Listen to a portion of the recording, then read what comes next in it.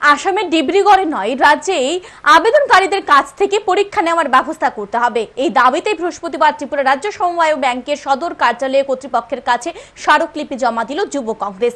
এদিন সংগঠনের রাজ্য সভাপতি নীলকমল সাহার নেতৃত্বে এক প্রতিনিধি দল সংশ্লিষ্ট কর্তৃপক্ষের সঙ্গে সাক্ষাৎ করে এই দাবি জানায়। যুব কংগ্রেস সভাপতি বলেন, আসামে গিয়ে পরীক্ষা দিতে গেলে বহু অর্থের প্রয়োজন হবে, এতে সমস্যায় পড়বেন ছেলে মেয়েরা।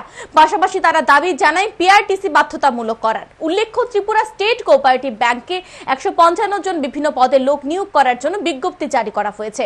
বহু ছেলে মেয়ে আবেদন করেছেন। এখন দেখার কর্তৃপক্ষ কি ব্যবস্থা নেয়।